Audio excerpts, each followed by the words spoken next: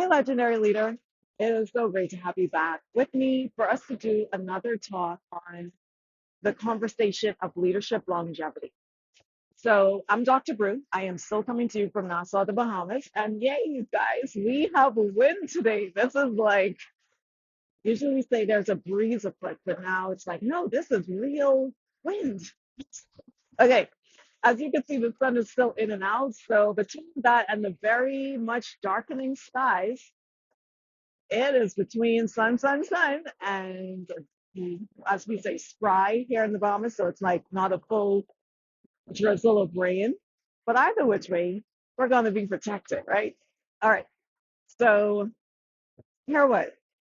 Last week, a colleague of mine shared with me that one of the patients we saw previously and deemed him medically fit to take on a strenuous demanding job position, as we do often evaluate persons for, let his shift leader know to give him lighter duties, all because he was getting short of breath, and it was on the account of him having the diagnosis of a murmur when he was a child. So of course we had to take that seriously. Someone had showing symptoms and had a history of a medical condition. So we asked him to, we had him, well, sorry, his boss had him sit aside and come back into our clinic so that we could, take it from there type of thing. So when we looked at his initial medical intake form, where we went in full deep detail about any ongoing or history of medical conditions, there was a specific question. I'm talking like we are redundant. So there was a specific question that mentioned having any heart conditions, and that we went into it like, murmur or irregular heartbeat, for instance. And he said, no, no, never. Well, no was the only yes or no sort of thing. He said no. So we brought that to his attention, and he had shared, he was cleared by a cardiologist when he was 16 years old or so. So, he didn't think it was important to mention it on the form. But here it is now. He is claiming that the reason why he was so winded was because of this history of having had a murmur. At the time, my colleague advised that he refrain from returning to his job and instead seek subspecialist cardiology review and, clearance from that angle before we could further advise, because the way we do our medical evaluation, the baseline parameters, it's not that extensive for your typical average healthy young adult.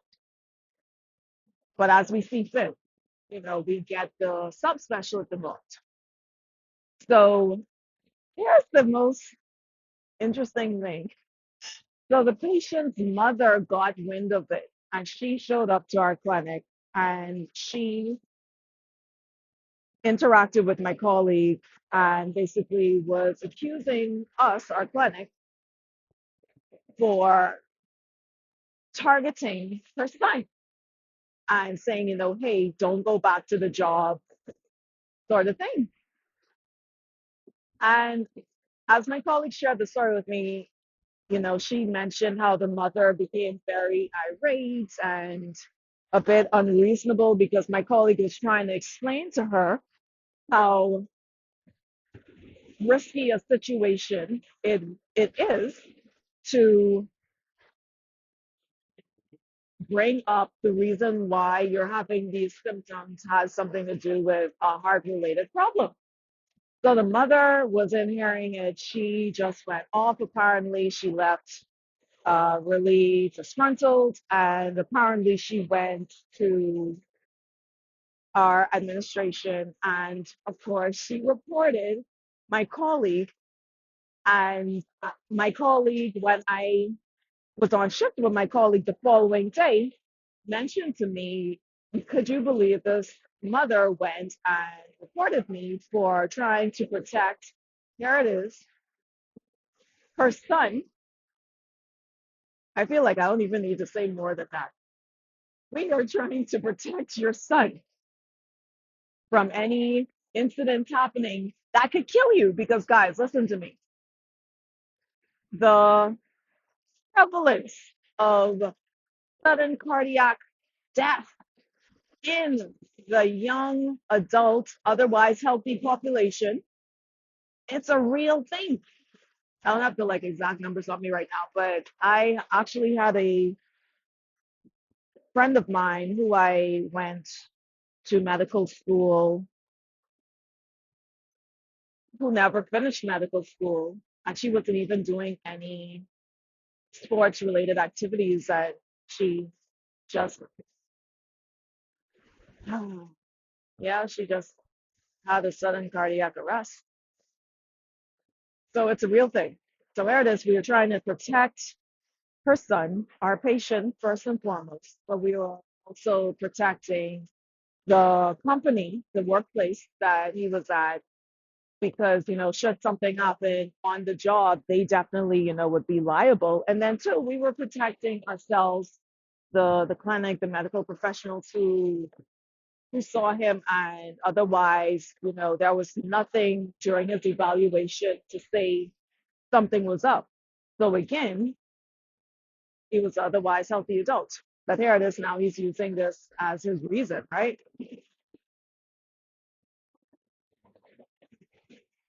My colleague told me, that morning that she was not going above and beyond that day. Our shift, her morale was as low as it could be. And clearly, our administration did not, I feel like I should take this off now. Think there's going to be any more sun like the sky. Do you see? It's like, oh, there's a little sun there, but yeah, I think we're gonna maybe take this off because holding this is really the funnest thing to do. Right? Yes. Okay. Much better.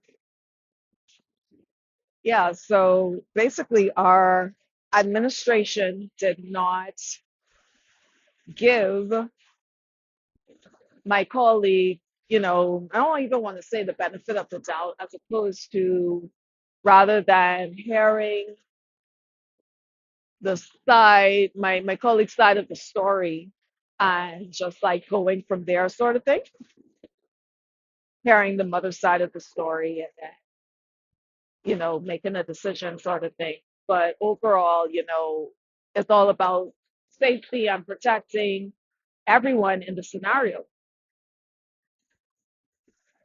And I tell you, no lie, I watched someone who is usually a workhorse and someone who is like the spirit of our clinic. I'm talking about like always happy, smiling, and carrying like this chair upon them, sort of thing. And I'm keeping us all going during the shift on a typical day. I watched this person just become like a husk version of themselves. And I'm like, what is happening? What is going on?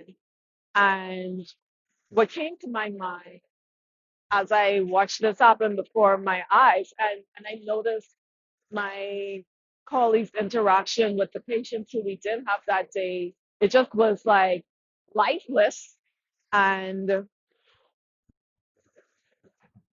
there was no hint of warmth. Ah, my foot is getting wet. Great.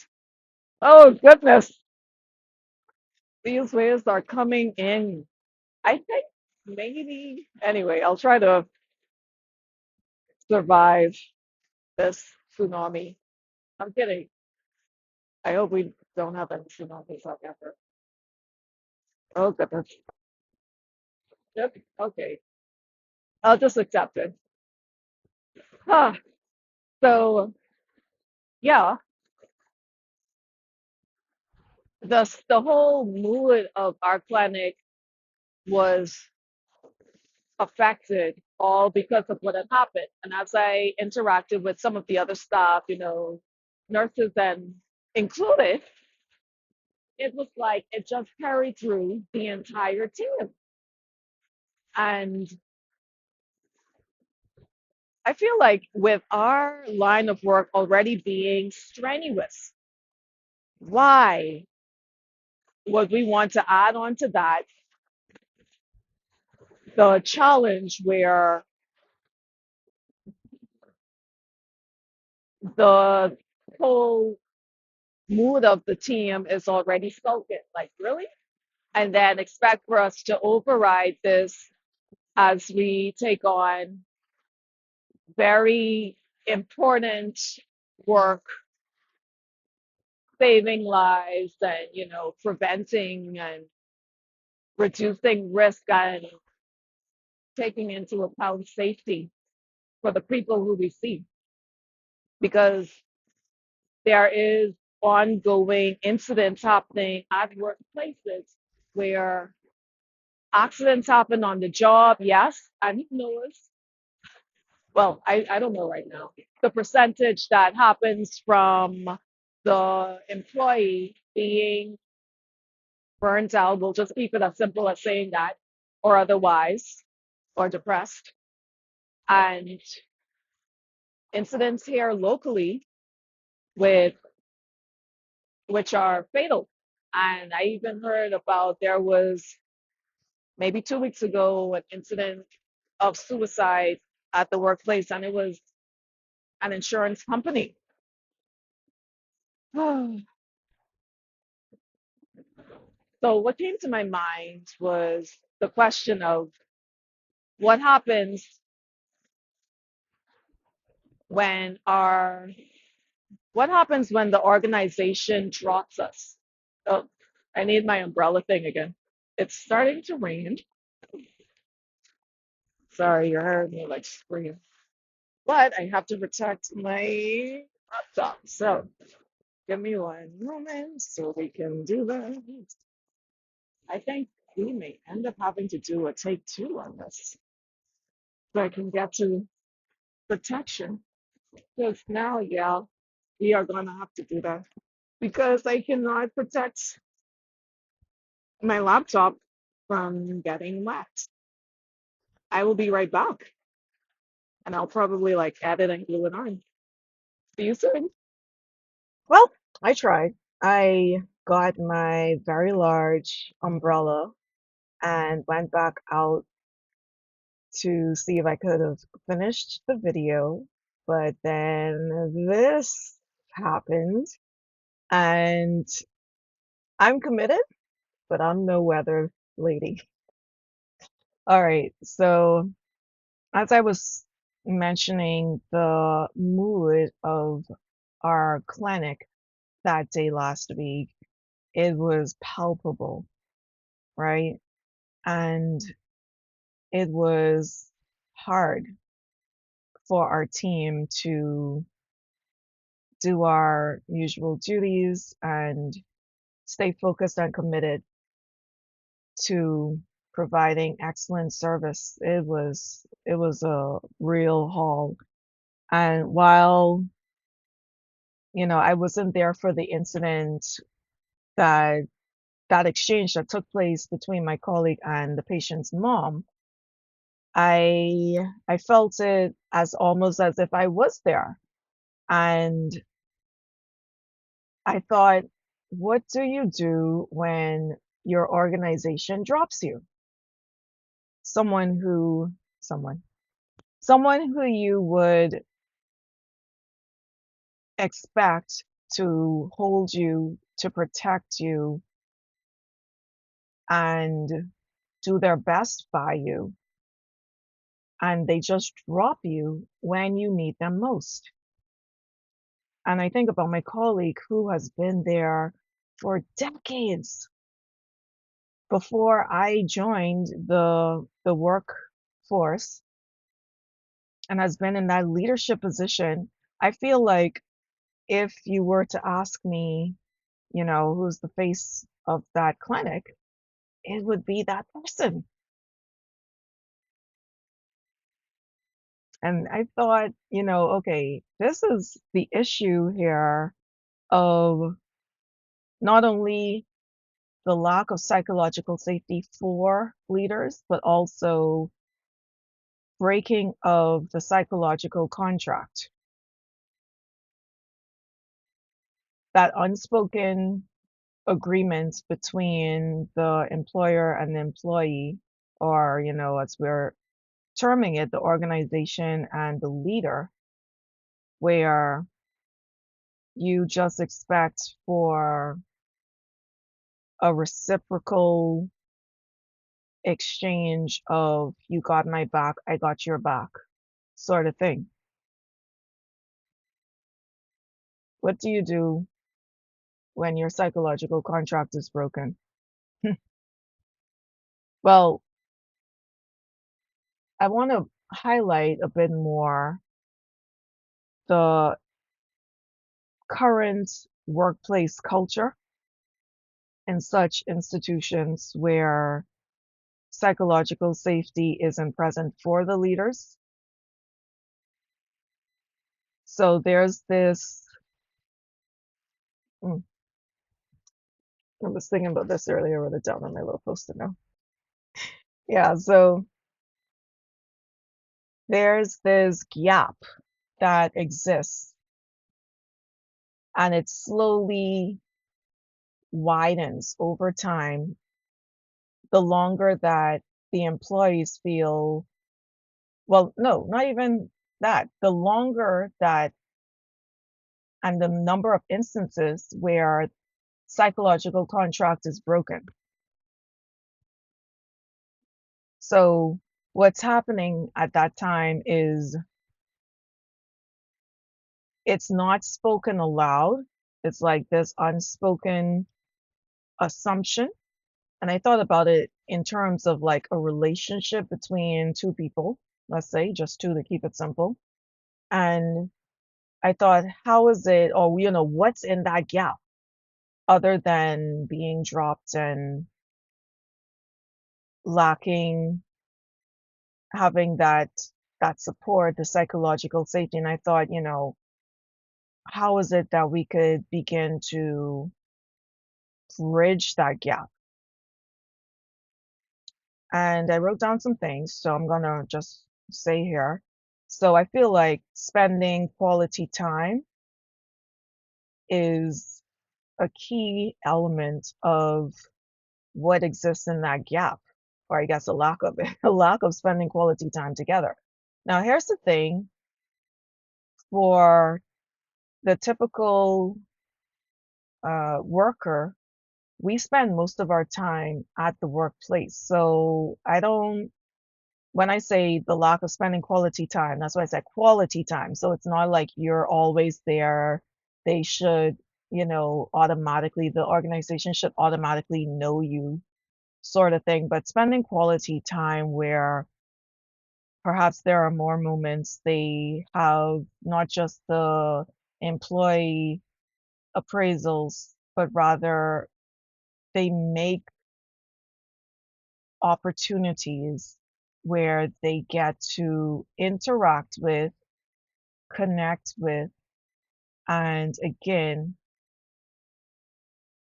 get to know who is it that they have as their employees. And in our conversation, your leaders get to know who your leaders are. Don't just stick the title of whatever position on them and, throw them out into the wild and assume that, they'll figure it out sort of thing because they have that leadership role, which is very too much common, I feel.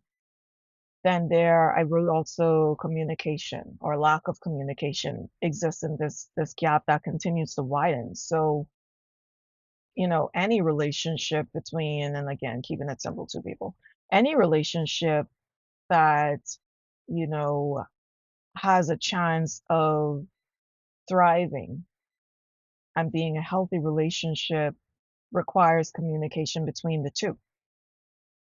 The problem with the psychological contract is that it's unspoken. It's this, I thought you would have had my back. And that goes for both the leader and the organization. But I also think that it's beautiful and perhaps majestic that it is an unspoken contract because that means, and I have that written here next, trust is present. So in the gap now, it's a lack of trust. Hmm. And if I can tell you, I can't begin to point out how vital trust in any relationship is. If you do not trust this other person, that changes everything, you guys. That changes the way you show up. That changes how what you present. That changes that inner conversation that's going on in your head as you're moving throughout your day, interacting with your clients, your coworkers, definitely your higher ups, the stakeholders. That paints the scene for how you will speak about your organization. And that could cause for us to perhaps have this notion where this is literally just a job. This is literally just for me to get funds so that I could pay my bills and, et cetera, otherwise. And while, that will happen, not saying like everyone is going to be sunshine and roses, best job ever, dream job, life type of thing, but many persons who go into a particular industry goes there from some sense of passion, or some persons even feel like they're called into that line, or they feel like their particular strengths has set them up to thrive in such an arena and they want to do the work, but there's no trust that's there, and they start to pull back from bringing their best to the work, the service, whatever it is that they do. That's a ripple effect on its own where, starting from the person itself, the way you experience your life existing in your body, that shifts automatically. It's like you are pretending, or not pretending, you are acting from a level that is beneath your legendary leader identity. It's like anything but that. And it's like, in a way, you make the intention to not show up as your best because you don't feel obligated to be your best because who is looking out for you? And that's the reason why I'm so passionate about particularly my supporting organizations to best steward their leaders. So there's also a lack of respect for the workplace because the leader feels disrespected at the same time. And again, if you could think about a moment, a time, especially if you could like link it to your workplace where you felt disrespected, whether by a client or a colleague or, yeah, the organization itself, but you felt disrespected while on the job, and you do like a just evaluation of how it affected you mentally, how you may have felt in your body physically, the thoughts you were having as, in response with how, for the most part, you probably would have been meditating or regurgitating that incident throughout your day, especially if it happened like early enough in the day. And then it's like you can't wait to go to someone who you do trust to express, you know, how you felt about the situation. So being disrespected, like that's a serious thing, you guys. Like you that could spring up like some physical altercation. It could get like real messy when someone feels disrespected. They could leave the organization, they could set up for, again, set up where it's like the organization is not going to thrive as great as it could. We mentioned too previously psychological safety. I feel it should be in that gap. So the lack of psychological safety is there. So now you have leaders where can you say that your leaders feel safe to bring up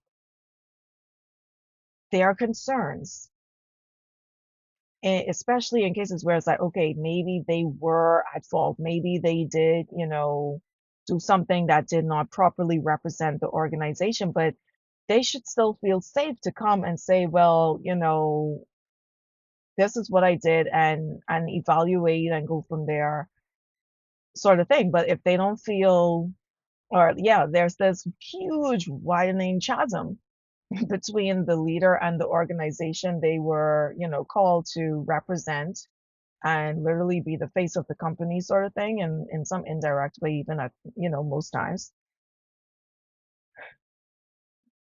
They're not gonna bring forth these opportunities that can be learning opportunities for the organization to improve, to prevent this from happening, because as mentioned before, it's all about reducing risk in the workplace to protect not just the workforce, but the organization and yes, the clients who are being served. And then patience, I feel, is also in that gap because without patience in any relationship, there are unrealistic expectations from both ends, the leader and the organization. And if you have someone who is short of patience, again, it's just like a recipe, it's a setup for dysfunctional workspaces, dysfunctional organizations. And here's the thing, I mentioned how with the story with my colleague, I felt it, I saw it. I was in shock. I did not ever see the side of my colleague before. And we've been through some very rough days at the clinic. But it's like coworkers, we see it. I'd even say the leader sees it, it's him or herself, because you notice that this is not who I am. This is chipping away my identity. I don't like who I am when I am on the job. I don't like the way this, job or what have you, just being in this environment influences me to react and respond. The leader notices. They're not, immune to that.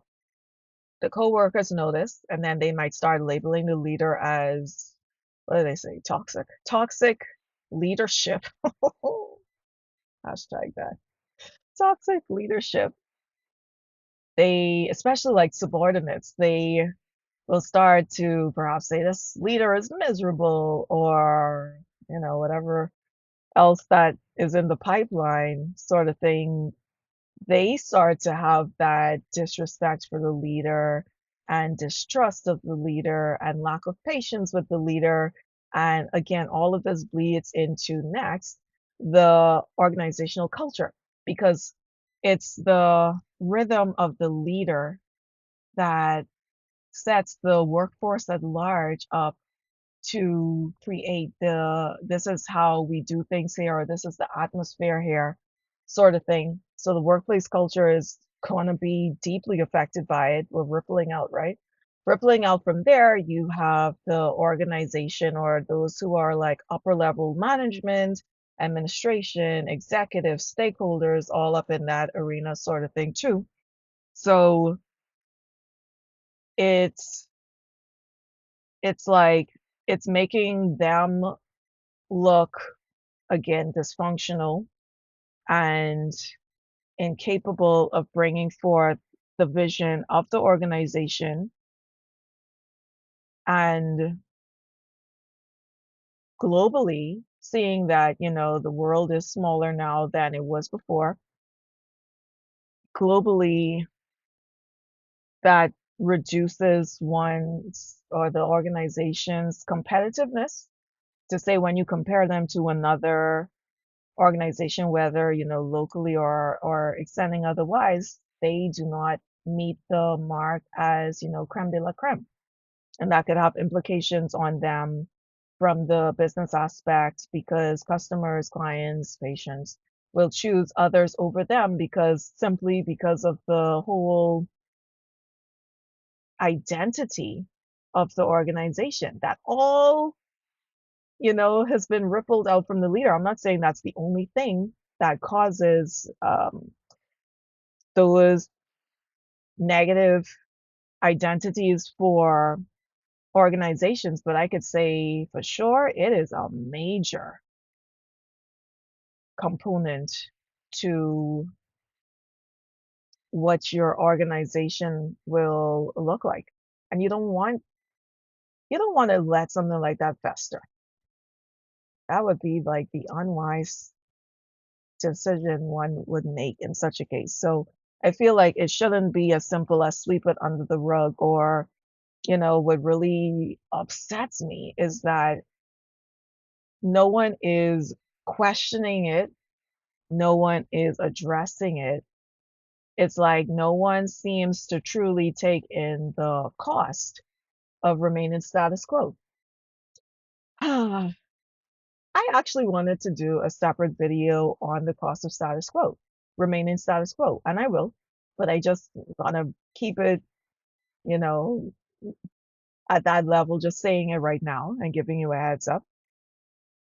So, all in all, here's the thing. So, we spoke about the negative aspect of all of this. So, now what, right? Well, the vision that I have for leadership and from my thinking outside of the box and from what I've been building all along regarding leadership longevity, it's taking leadership back to what it was originally meant to be. So, and I wrote here too so that I got in my good points here. So that's rather than what's currently happening where organizations are exploiting their workforce, including the leaders, they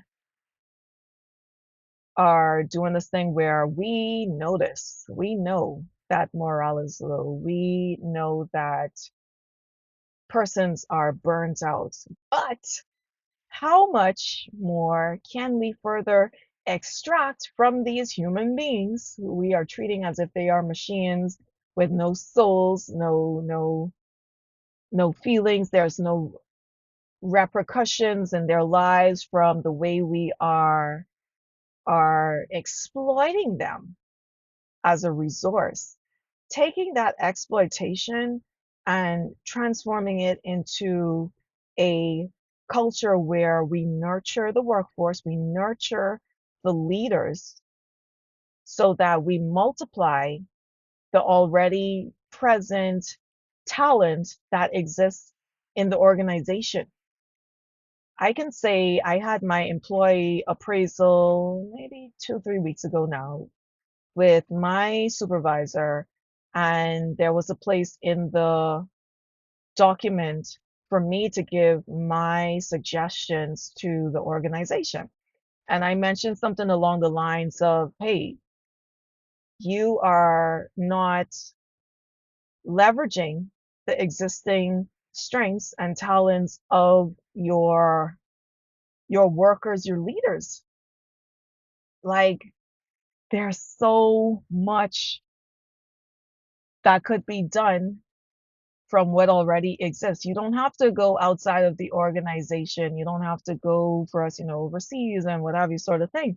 Like that's already there. But despite these ongoing employee appraisals and you're seeing all of the accumulated skills, it's like you're not doing anything with them. So it's just for me going through the motion whenever we do these appraisals. Are people actually, the higher ups actually taking note of this and actually saying, you know what, this person, let's bring them in and talk to them and see how we could perhaps bring in an opportunity to, they probably won't say it like this, but job crafting. How can we set it up where it's a win-win-win situation? Win for the employee or the leader, where they're functioning in their territory of, strengths. We benefit from it as an organization. Everyone is win-win-win. How is it that we could take this ongoing culture of domination?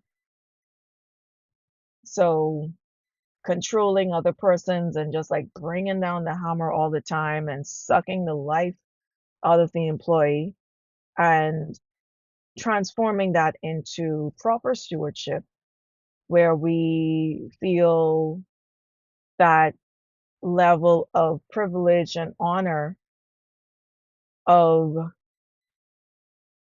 being, in charge of this population, these workers, noticing them as being living souls and helping to bring out their best. So multiplying, again, multiplying what is already there, that talent, that skill set.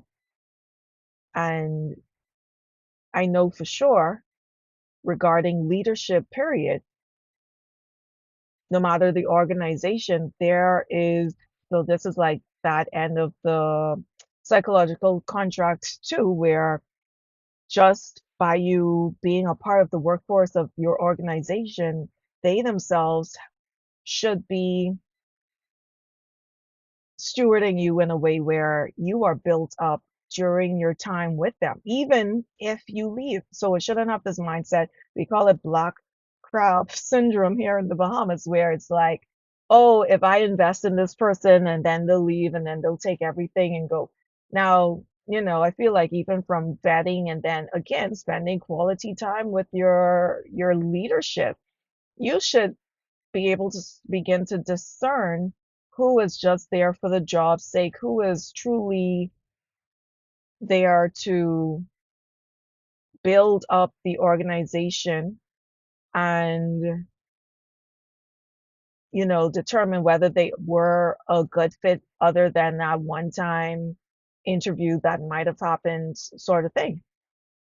And then, too, I feel like, again, taking it back to spending quality time with your leadership, the organization doing that with their leadership, they will show the leaders that they are invested and committed to them in not treating them as if they are just a worker. They actually show that they value their leader as a human being because we are human beings. That's why I continue to emphasize that leadership is human first because they are humans.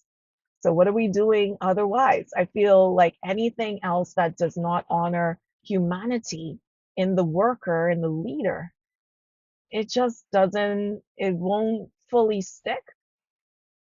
Just checking off though, we did a employee appreciation day, oh, we did a, one-time event type of thing. It's like, no, you need to keep this thing going and sustain your workforce.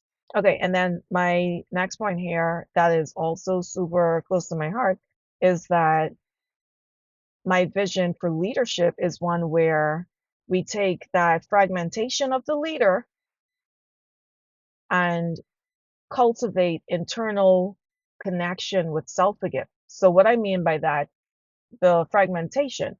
So, for your typical burnt out employee, I even have to keep it, specific about leaders here. Their mind is saying, I'm exhausted. No, sorry. Their mind is saying, keep going, keep going. We push through exhaustion. That's what it is. Keep going. Just make it to 5 p.m. for those of us who work until 5. Just keep it going until Friday for persons, they don't work on weekends. Just keep it like vacation is in 2 weeks. I just got to keep almost there, and then I won't have to see this place or do this kind of stuff for some time, and then I could breathe. You don't want to encourage for your culture to sound like that.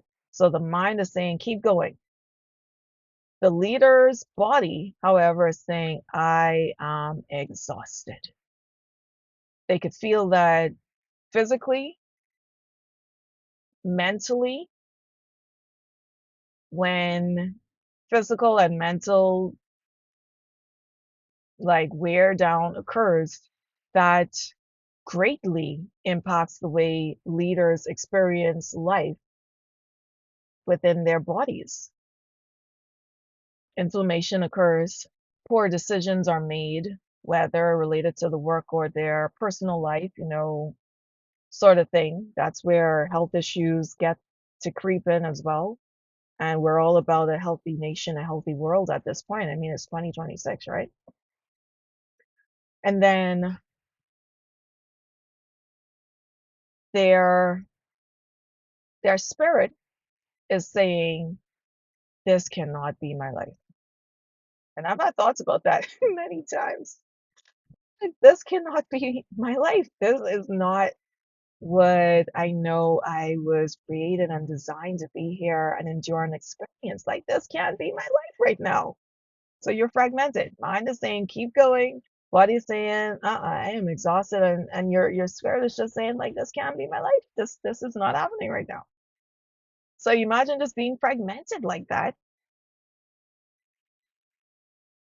but also there is the opportunity to reconnect mind, body, spirit in such a way where it honors the human, the leader.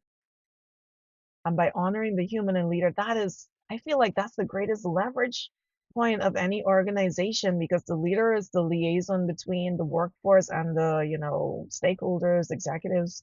Um, well, executives I do include in this leadership as well. And you want to have a healthy workforce. Me being a doctor, like for sure, I mean that from the medical point of view, but I mean that also from this point of leadership longevity as well. Because as I mentioned, for me, I see that where it's like you are properly honoring, stewarding, nurturing this leader throughout their leadership lifetime as well as beyond that into their being a human, their overall health and longevity, or as is being said now, their lifespan, their health span. We need to have more conversations like this, you guys. So I invite you to continue on with me as we are bringing forth this new era of what leadership is going to look like because we are the organization. We are leaders. Our voices, your voice matters. So I invite you to jump in the conversations that I am bringing up, yes, here on YouTube, but also on LinkedIn, discussions regarding your thoughts on, what we're discussing. And I feel like it's time that we start bringing these conversations into the workplace. So if you would love for me to come in and bring forth this conversation at your organization, I am all for it. Like, this is what I'm here for. Let's go. Let's do this. Because I do believe that we have There's power amongst us. There's people power, power of this community of happy, healthy, transformed, legendary leaders to create this operating system for us within the organization that allows us to continue to bring forth excellence in what we do without sacrificing and neglecting ourselves as human beings. So, yes, you get to have it all excellent work, and then your joy for what you do and your overall personal satisfaction. Because all of those, negative or lack of, the protective elements that I mentioned earlier in this video, because if you continue doing things that way, there is little chance, I want to say no way, but in medicine we never say never. There is little chance that you can continue in that way in the long run. Something will give, and more than likely it will be the leader that gives, and we don't want that for the leaders. I don't want that for the leaders. So yeah, let's get this conversation going in the organization. Hit me up. Let me know what you think, and let's do this together. Happy, healthy, transform, helping you to take back your happy, take back your health, and be transformed. I'll see you guys next time.